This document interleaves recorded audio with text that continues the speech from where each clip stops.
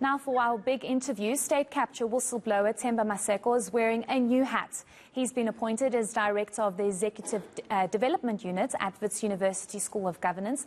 Maseko was instrumental in bringing the issue of state capture to light when he blew the whistle on the Guptas' questionable dealings with government. The first part of the Zondo Commission's report found that his axing as head of Government Communicator Hub enabled state capture. He joins us now live. Thank you so much for your time, Themba. We really do appreciate it. Thanks for also coming to our studios. Let's just start off with the news of your what happened to you, I think in the early hours of yesterday morning, where there was an alleged break-in into your house. What do you think is behind this? Well, the event looks very suspicious because of the way, firstly, the timing of the event. It was soon after the release of the Zondo Commission report. But secondly, I mean, we live in quite a secure part of my area, and we woke up to sounds of people being on top of the roof. The roof is not just a normal average roof. It's on the top level of a double-story structure. So the people just never attempted to get into any rooms where things that normal criminals will target. I mean, on my desk, in my office, I had my laptop, my wife's iPad was on the table. There was no attempt to interfere with it. So they just went straight to the roof of our building, which makes it very suspicious. Do you fear for your life? At this stage, I think I need to be cautious. I think all of whistleblowers need to be cautious because of the role we've played in exposing state capture. But as to whether I'm fearing for my life at this stage, not necessarily. I just need to be more cautious and make sure that I am safe and that my family is safe. Certainly. Let's move over to the state capture report. Part 1 speaks about how you were axed as GCIS CEO, and this enabled state capture to further develop and for specific people to be placed in key positions for certain decisions to be made. Let's just get your general sense, firstly, your response to Part 1 of this report and whether or not you think this is a victory for you, given the fact that the report highlights how you were axed and it was basically unlawful? Yes, I've read the report. It's a very lengthy report, very detailed, and I must commend the Commission for doing the kind of detailed work that they've done. And I think it's going to make it easier for the prosecuting authorities to actually convert a lot of the evidence that was presented into charge sheets that will be presented in front of a court. So I think it's a very good report. I am, like most whistleblowers who participated in the Commission, feeling a bit vindicated. I think that the truth has finally come out from an independent judiciary. We must commend the Commission for not just taking what we said. They also did their own investigations to corroborate the information that we gave to them. We did affidavits. Those affidavits were not just accepted as they were investigated.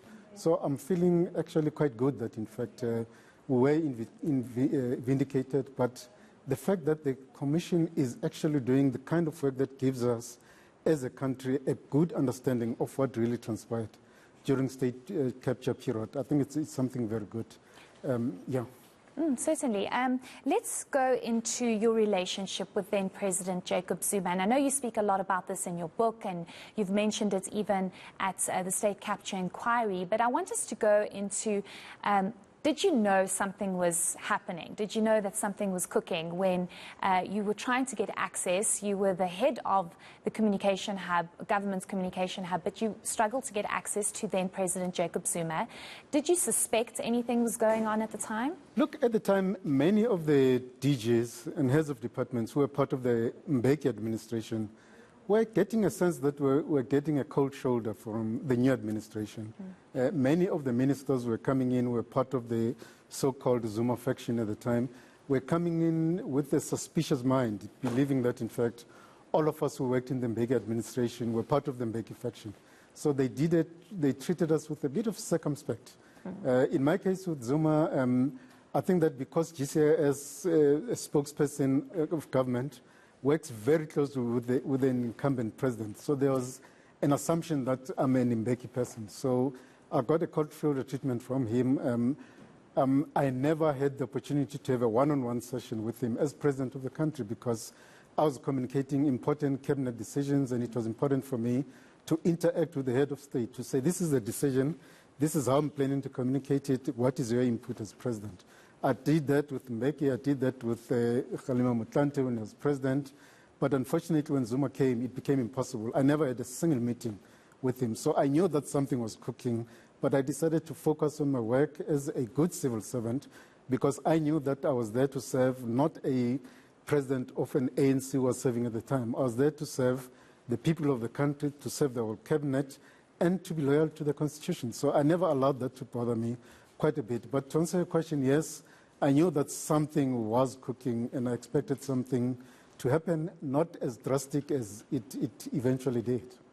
It must be quite difficult for you to kind of relive all these moments again. I think when the state capture report came out and we saw that it was indeed established that the state was captured, and highlighting the fact that your axing was basically unlawful because specific people were then put in these key positions to capture the state and to fulfill certain obligations for specific families like the Guptas. It might be quite difficult for you to go through this all again, or is it just a thing of, well, it was part of my life journey, I just have to get over it?